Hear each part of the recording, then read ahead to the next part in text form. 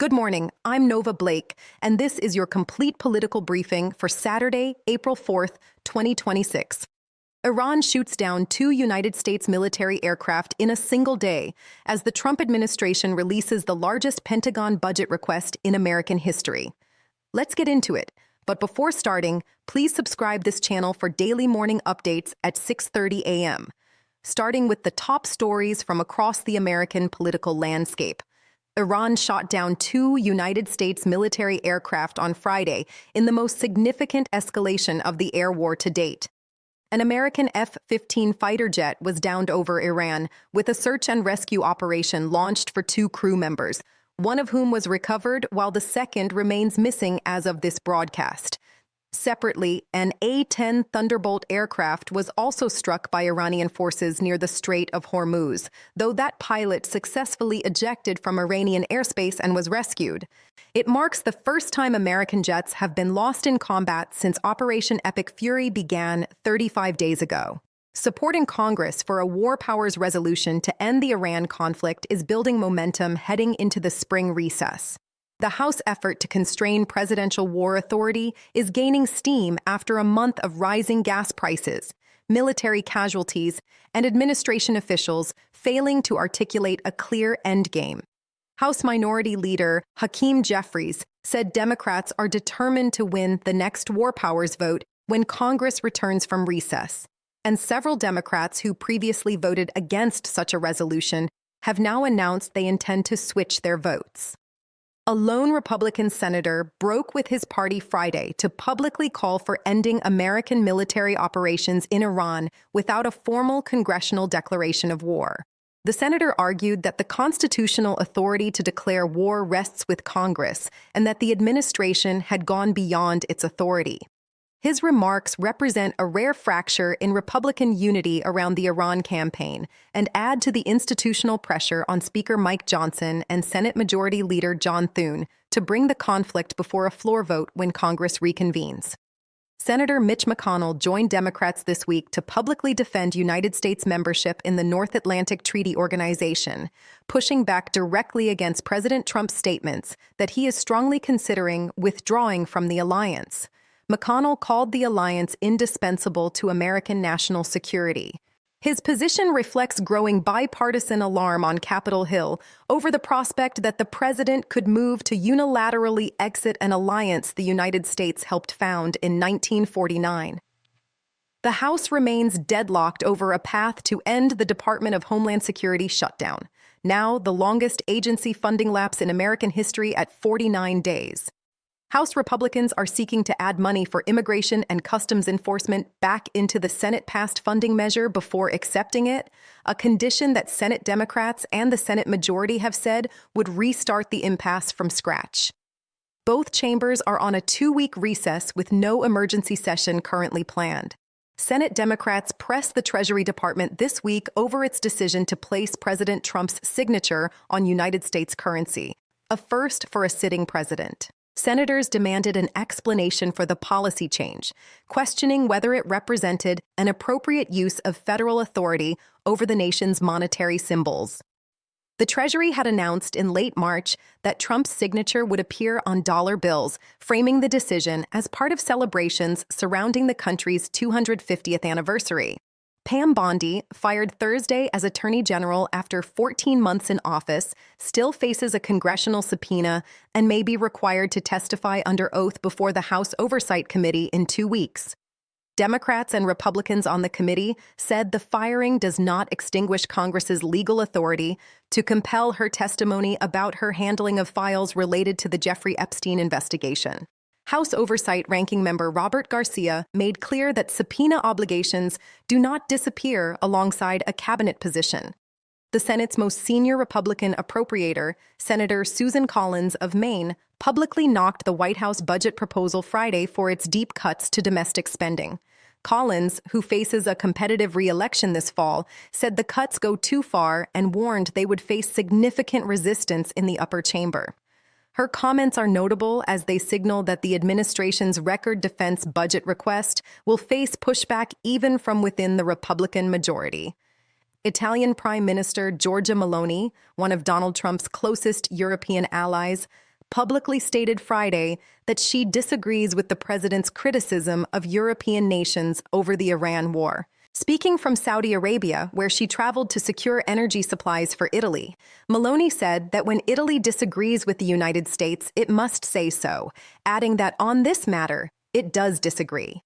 The break from one of Trump's strongest European supporters underscores the widening transatlantic rift over the conflict. The winds of congressional opinion are shifting further against the Iran war as lawmakers return from briefings during recess.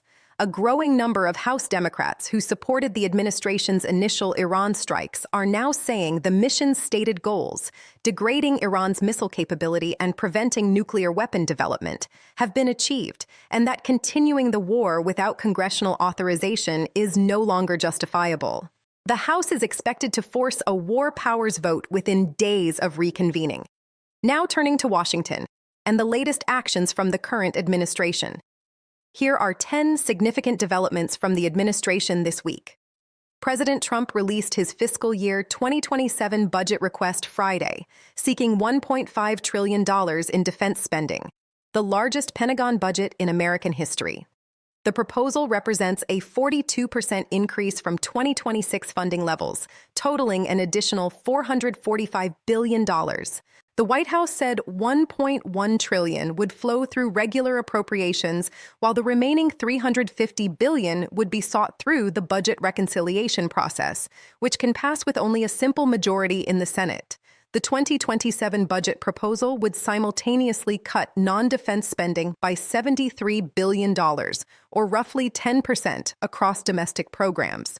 Targeted cuts include more than $15 billion in Department of Energy clean energy grants, cuts to agriculture spending of 19%, a proposed reduction of the Internal Revenue Service budget by $1.4 billion, and continued elimination of what the White House calls woke programs across multiple federal agencies. Senate Democrats called the budget morally bankrupt. President Trump signed an executive order Friday aimed at overhauling college athletics, directing federal agencies to withhold grants and contracts from universities that violate the governing body's rules on transfers, eligibility, and athlete compensation.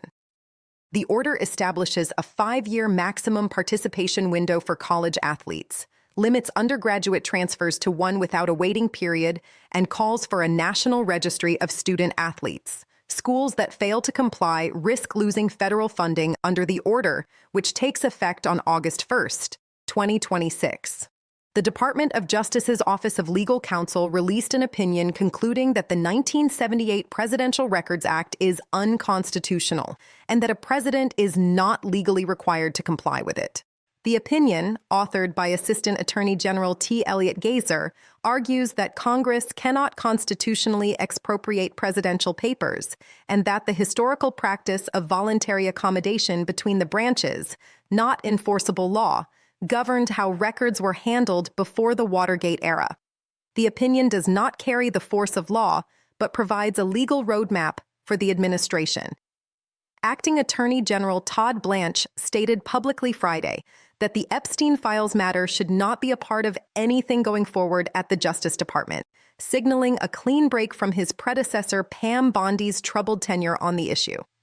Blanche made the comment during a Fox News appearance hours after taking over leadership of the Department of Justice. His remarks were immediately criticized by Republicans and Democrats on the House Oversight Committee, who said Congress still expects full cooperation from the department on the Epstein investigation. The Trump administration's fiscal 2027 budget proposal includes a request to fund the president's planned Golden Dome missile defense system, with the White House saying it will cost $185 billion to build. The system draws inspiration from Israel's Iron Dome and is designed to intercept ballistic missiles and aerial threats targeting the continental United States. The budget also proposes a 5 to 7% pay raise for all military personnel to address recruitment and retention challenges exposed by the Iran conflict. The White House budget proposal eliminates what the administration described as woke programs at the Environmental Protection Agency, slashing its Environmental Justice Program and Community Development Block grants. The budget also proposes cuts to the Federal Emergency Management Agency's non-disaster grant programs and to the Cybersecurity and Infrastructure Security Agency, known as CISA, two agencies that have faced previous reductions under the current administration. Democrats and public safety advocates warned the cuts would weaken the nation's disaster response and election security infrastructure. The Pentagon confirmed Friday that the USS Gerald R. aircraft carrier strike group sailed out of a 5-day docking in Croatia and is returning to the Middle East theater of operations. The carrier's return expands the American naval presence in the region as the administration weighs options, including a potential ground operation on Iran's Kharg Island oil hub. Secretary of Defense Pete Hegseth has repeatedly said the coming days in the Iran conflict would be decisive. The Department of Justice has concluded through its Office of Legal Counsel that the administration is not bound by the Presidential Records Act, a finding that could have sweeping implications for document preservation, congressional oversight, and future investigations into the administration's conduct. The opinion argues that presidents have historically retained ownership and control of their official papers, and that any requirement to hand them over at the end of a term infringes on executive independence. Legal scholars across the political spectrum are expected to challenge the opinion's conclusions, though it is not immediately enforceable by itself. The Trump administration's budget proposal cuts the Transportation Security Administration's budget and calls for the privatization of security screening at smaller regional airports. The proposal comes as the TSA remains in crisis following weeks of the longest agency funding lapse in government history, with more than 500 officers having quit since the Department of Homeland Security's shutdown began. The budget cut and privatization push would take effect in fiscal year 2027, but critics warn it sends the wrong signal while the agency is still recovering from the shutdown. That's your full briefing for Saturday, April 4th, 2026. I'm Nova Blake. Stay informed, stay ahead. We'll see you next time.